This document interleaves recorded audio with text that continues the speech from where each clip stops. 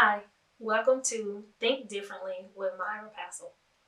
I was watching a movie the other day and it made me think of how you shouldn't let situations change your position. And what I mean by that is the situation could be an event that's taking place in your life, the situation could even be your interactions with a person.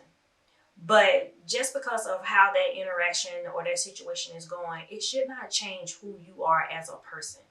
The core of your beliefs is what I'm talking about, is what I'm getting to. That situation should not change your position. In this statement that I'm saying can be applied to any part, different parts of your life. And it just made me think of one of my male friends. He was in a relationship, a great relationship with a young lady. They were really developing a good situation with each other and trying to build something together. She was very devoted to him. And he appreciated that, and he had some deep feelings for her. However, he became a little bored with her and he started entertaining the flirting from other women. So that was the situation that was being presented to him. And for whatever reason, like I stated before, he was coming a little bored with her, with his girlfriend. And so he started entertaining the flirting. And then it got to this one woman that he really started entertaining. And she knew he was in a relationship, but she didn't care about it. And so they just went with it, went with the flow. So that situation, he allowed it to be introduced into his life.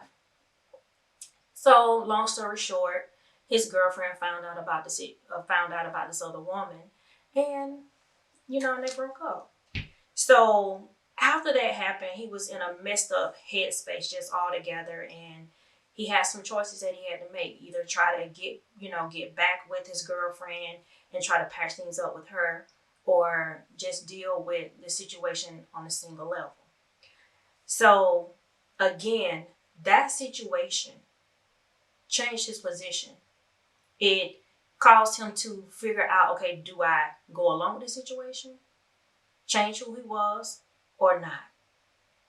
So in life, you're going to be presented with these type of situations, but it shouldn't change who you are. It shouldn't change your position in life. And I know as young people, you are faced with tons of pressure. Pressure coming from all directions seem like, whether it's at home, at school, the internet, social media, what all of that is you're just being bombarded all the time. And it's hard and it can scream so loud, louder than the voices that you really need to be listening to. And I don't want to get into a debate, with generations. We had pressures growing up. We had stuff coming at us all the time. And we did. But those pressures fit our time period. This time period that we're in right now, these kids are bombarded left and right. And now they have what is known as the internet. We didn't grow up. My generation didn't grow up with the internet. So we weren't getting it all the time. The internet is both fun and entertaining, but there's so much information out there that is presented to these young people that they have to kind of comb through and they have to decipher, is this good for me? Do I need to be taking this in or is it not? So the internet itself, I would say, is a situation. So, when we were growing up, we could escape all these different pressures in life that whether it was going home to your family to escape the outside world, the pressures of the outside world, or getting your headphones on, listening to some music, or going outside, taking a walk, going to a friend's house. We found ways.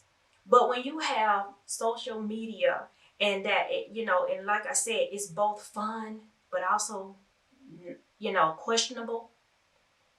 You got the internet that's out there that's encouraging young people to think a certain way, to believe a certain way, feel a certain way. Shoot, they got so much information out there that Sometimes you're even self-diagnosing yourself, you know. And again, good, that could be good, but then it also can be bad or negative. How do you tell the difference? Well, how does it make you feel?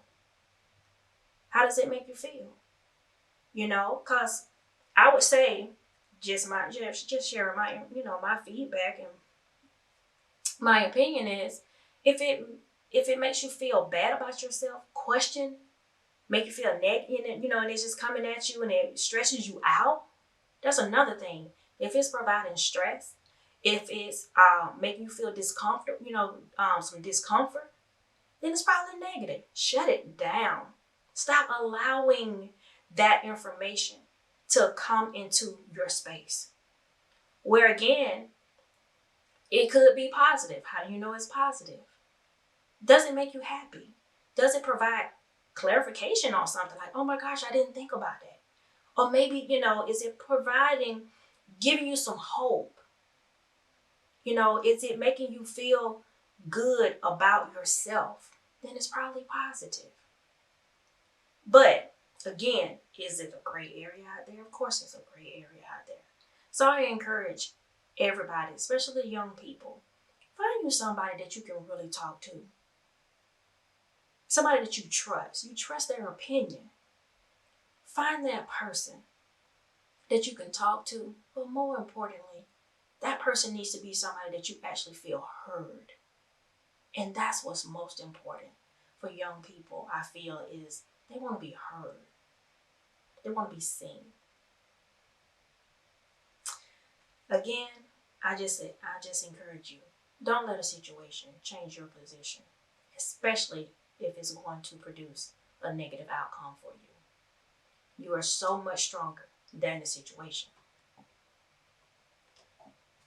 This is Think Differently with Myra Passel. Remember, build your community wisely.